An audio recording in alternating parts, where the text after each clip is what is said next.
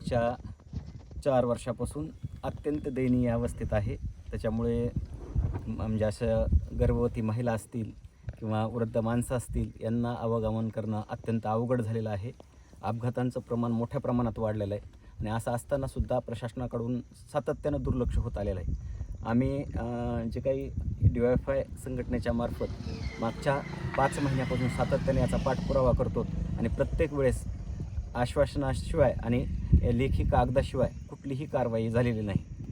तर मात्र खड्डे बुजवण्याचा पहिल्यांदा प्रयत्न करण्यात आला, नंतर मात्र तो सुद्धा प्रयत्न थांबला आणि आता तर उडवाउडवीची उत्तरं दिली जातात किंवा तुम्ही आंदोलन करू नका, आम्ही लवकरच करून घेऊ अशा पद्धतीचं आम्हाला सांगितलं जातं आहे. आणि म्हणून आम्ही मागच्या 3 दिवसापासून हा आमचा प्रश्न जोपर्यंत सुटणार नाही तोपर्यंत आम्ही इथून हटणार नाहीत या भूमिकेतून या रस्त्याच्या वर बाजूला बसलेलो होतो. आज जर हा प्रश्न सुटलाच नाही तर गावातले सर्व लोक मिळून आम्ही म्हणजे सोमवारपासून रस्त्यावर बसण्याचा प्रयत्न करणार आहोत. नक्कीनं त्याचं स्वरूप वेगवेगळ्या पद्धतीनं आखण्याचं काम ही सगळी यंत्रणा करते की याच्यामधला जो 211 क्रमांकाचा जो रस्ता आहे, जो वंजारवाडी मोहा ते शिरसाळा आहे आणि दुसरा एक मार्ग आहे जो परळीपासून टोकवाडी मार्गे मांडेखेल बोदेगाव कावळेचीवाडी ते इकडं मोहा सरफराजपूर जातो. या दोन्ही रस्त्याचे जे काही जो प्रश्न आहे, ज्यावेळेस आम्ही याच्यामध्ये पडलो की हा रस्ता मंजूर आहे का नाही, या रस्त्याची काय प्रोसेस आहे, काय म्हणजे कुठं त्याचं काय नवजुनं केलेलं आहे का, याची माहिती घेण्याचा प्रयत्न केला. तर त्यावेळेस आमच्या पुढं एक माहिती मिळाली आम्हाला, तर हा रस्ता 2023लाच मंजूर झालेला. मग 2023पासून आज आहे 2026, म्हणजे 3 वर्षापेक्षा जास्त कालावधी होऊन गेलेला असताना म्हणजे इतकं प्रशासन, म्हणजे हे प्रशासन नेमकं काय ह्याची एक जरा गोड बंगाला आम्हाला कळायला अवघड चाललेलं आहे. ही प्रशासन म्हणजे एक शासनाची व्यवस्था आहे का नेमकं कुणाचं बटीक आहे हे जरा कळायला मार्ग नाही आम्हाला, की कुणाची तरी लांगून चालून करण्याचं काम हे प्रशासन करतंय, कुणाला तरी पाठीशी घालण्याचं काम करतंय आणि त्याचाच दुष्परिणाम म्हणून हे प्रशासन दोषी आहे आमचं म्हणणं आहे. आम्ही कुठल्या व्यक्तीचा काही याच्यामध्ये प्रश्न नाही, परंतु या प्रशासनाच्या चुकीच्या कार्यपद्धतीमुळं ह्याचे फळं आमच्या सर्वसामान्य जनतेला भोगावे लागत आहेत.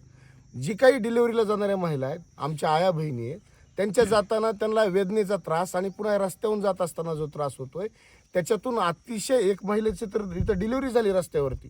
मग याला जबाबदार कोण आहे? एखाद्याला विंचू चावला, एखाद्याला साप चावला, एखाद्याला हार्ट अटॅक आला गावातल्या माणसाला, तर त्याला शहरात घेऊन जायचं तर कसं घेऊन जायचं? म्हणजे गावातली काही माणसं नाहीत का, जनावरं आहेत का ही सगळी? म्हणजे अशा पद्धतीची जनावरापेक्षा बद्दल हाल जर तुम्ही या ठिकाणच्या लोकांना गाड्यातल्या लोकांना देत असाल तर तुम्ही कोणत्या व्यवस्थेकडे तुम्हाला घेऊन जायचं आहे, आज आमचा हा प्रश्न आहे.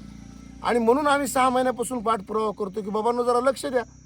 आम्ही लोकशाही मार्गाने प्रयत्न करतोय, निवेदनं दिली, त्यांच्या कार्यालयावरती मोर्चा काढला, सांगितलं की हा रस्ता तुम्ही केला पाहिजे. परंतु आज हे आम्हाला काय करतायत की तोंडपाणी करण्याचं काम करतात. तोंडपाणी म्हणजे की 10 दिवसाची मुदत घ्या, 15 दिवसाची मुदत घ्या, आम्ही करतोच. आता युद्धच भडकलंय, आता डांबरच उपलब्ध नाही. मग 2023पासून युद्ध होतं का? 2023पासून युद्ध होतं का सांगा प्रश्न हा. म्हणजे विनाकारण सगळ्यांना वेगळ्या दिशेनं घेऊन जाण्याचं काम संबंधित अधिकारी इंजिनियर करतायत, ही चुकीची बाब आहे. आम्ही मुद्दाम आज आपल्या चॅनलच्या माध्यमातून त्यांना खानकावून सांगतो की आम्ही आदरानं बोलणं, प्रेमानं बोलणं हे काय आमचं काही पराभवाचं लक्षण तुम्ही समजू नका. आम्ही ज्या झेंड्याखाली काम करतोय, ज्या भगतसिंगाच्या विचाराच्या खाली काम करतोय, आम्ही तो प्रश्न तडीस लावल्याशिवाय शांत बसणार नाही. आम्ही तुम्हाला योग्य मार्गानं, लोकशाहीच्या मार्गानं आत्तापर्यंत सांगितलं, परंतु याच्या पुढची दिशा आम्हाला लोकशाहीचा आम्हाला विपर्यास करायचं नाही, लोकशाहीचे मार्ग आम्हाला हाताविरोधात घ्यायचं नाहीत. म्हणून तुम्ही तात्काळ निर्णय घ्या, तात्काळ रस्त्याचं काम सुरू करा. आम्ही गेल्या 3 दिवसापासून भर उन्हामध्ये 43पेक्षा जास्त टेम्परेचर असताना या ठिकाणी बसलेलो. म्हणजे बसण्याचं काम असं आहे की तुम्हाला जाग आली पाहिजे, परंतु आज बी जाग येत नाही. प्रशासनाचा एक माणूस आला सार्वजनिक विभागाचं एक पत्र घेऊन आणि तो म्हणला की आत्ता जरा थोडं शासकीय निधी कमी आहे. आता इथंच शासकीय निधी कमी आहे का? शक्तिपीठाचा मार्ग तुम्ही करायला, ज्याची गरज नाही ते मार्ग तुम्ही करता, परंतु जे दररोजच्या जनमानसांचे दळणवळणाचे रस्ते आहेत त्याच्याकडे बघण्याचा अजिबात तुमचा दृष्टिकोन नाही. आता खेड्यातल्या पोराच्या 10वीचे 12वीचे परीक्षा झाल्यात, त्याला तांत्रिक शिक्षण घेण्यासाठी शहराकडे जावं लागतं. काही मुली D फार्मसी करतायत, B फार्मसी करतायत, शहरामध्ये कॉलेजला जातात खेड्यातून. म्हणजे जी किंवा उद्योग करणारी मुलं आहेत, ही जी मुलं आहेत ह्या सगळ्यांना या समाजाच्या प्रवाहाच्या बाजूला घालण्याचं काम ही सगळी व्यवस्था करते, हेतुपुरस्पर करते आणि एखाद्या व्यक्तीचे खिसे भरण्याचं काम हे करतात. म्हणून आम्ही आज आंदोलनाच्या जो काही 3रा दिवस आहे, या दिवशी आज आम्ही या रस्त्यावरती येणाऱ्या गावोगाव भेटी देतोय.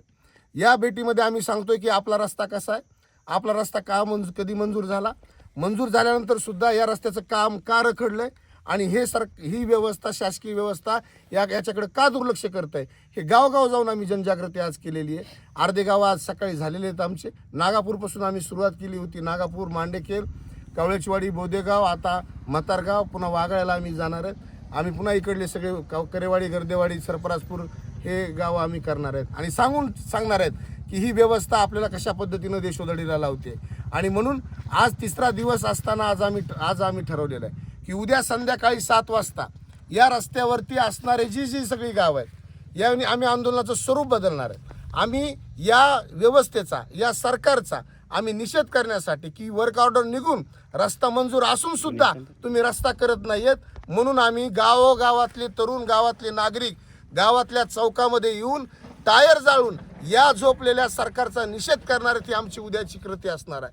आणि सोमवारी जर तुम्ही काही केलं नाही तर त्याचे परिणाम आम्ही तुम्हाला भोगावे लागणार आहेत. कारण एक गोष्ट लक्षात घेतली पाहिजे की तुम्ही आता अंत बघताय आमच्या लोकशाही मार्गानं आंदोलन करण्याचा तुम्ही अंत बघताय. तुम्ही अंत बघू नका, तात्काळ निर्णय घ्या. रस्ता मंजूर आहे का आणि तो मंजूर रस्ता तुम्ही करावा. आम्ही सोमवारी याची दिशा एक योग्य आणि वेगळ्या प्रकारची असणार आहे. हे एक सूचक इशारा आजच्या या आपल्या आंदोलनाच्या माध्यमातून आम्हाला देतोय. तात्काळ तुम्ही रस्ता करा, अन्यथा पुढच्या होणाऱ्या परिणामाला तुम्हाला सामोरं जावं लागेल. नक्कीच आपल्यासोबत दुसरे आंदोलन करते. दादा, काय 3रा दिवस या ठिकाणी तुम्ही बसलाय, गेल्या अनेक वर्षापासून रस्त्यासाठी भांडतायत परंतु प्रशासन दुर्लक्ष करत आहे. भरपूर खड्डे झाले या रस्त्याला, काय वागताच येत नाही ना. दळणवळण कसं करायचं? रस्ता जो एक 10-20 फूट सुद्धा चांगला रस्ता नाही ना. गाडी चालवावं का ब्रेक मारावं हेच समजत नाही ह्या रस्त्याला. म्हणजे इतकी अवघड परिस्थिती आहे. लोडिंग वाहनं असतात, बरेच काही अडचणी असतात. 10-20 फूट सुद्धा गाडी व्यवस्थित चालत नाही. ही रस्ता शिरसाळा ते मोहा अंतर आहे ना, एक कमीत कमी 2 तास ते 2.5 तास लागते इतक्याच अंतराला यायला. मग आता किती वर्षापूर्वी झाला हा रस्ता? काय वाटतं का तुम्हाला कधी बघण्यात तरी?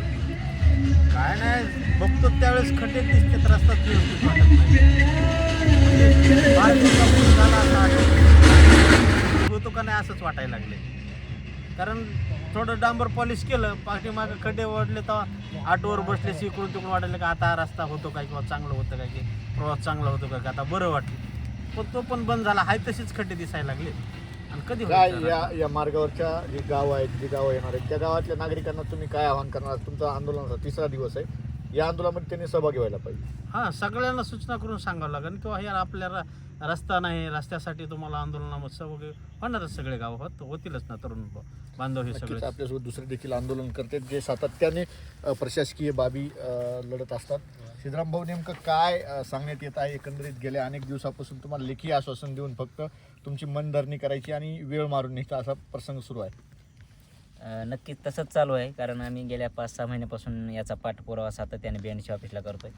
आत्तापर्यंत आम्हाला 4 वेळेस त्यांनी पत्र दिले. इथं तुमच्यासमोर हे पत्र आहे, त्याच्यामध्ये एक उल्लेख आहे बघा, पर्यंतचे रस्ते 10/2/2026 पर्यंत पूर्ण करण्यात येतील.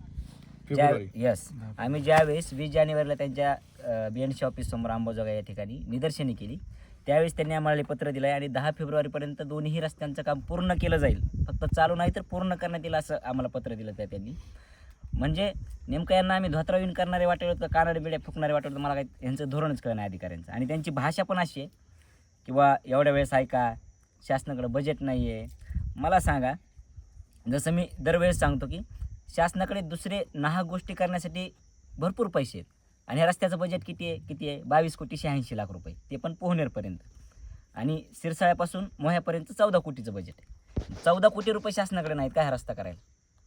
आणि यांचे कारण अशी आहेत की आता डांबर उपलब्ध नाही आहे, कुठे युद्ध चालू आहे. जसं आमच्या साथी विशाल देशमुखांनी सांगितलं, 3 नोव्हेंबर 2023ला वर्क ऑर्डर निघालेली आहे रस्त्याची. आणि त्या वर्क ऑर्डरमध्ये असा उल्लेख आहे की वर्क ऑर्डर निघाल्यापासून 12 महिन्याच्या आतमध्ये रस्ता पूर्ण झाला पाहिजे. मग आता 3 वर्ष झाले रस्ता मंजूर होऊन, युद्ध काय 3 वर्षापासून चालू आहे का? संबंधित डांबर उपलब्ध नसेल. गुत्तेदाराला त्यांनी काही नोटीस बजावली का, वेळ तुमची निघून गेली, असं काही दंड बिंड काही कारवाई काही? त्या बाबतीमध्ये आम्हाला त्यांनी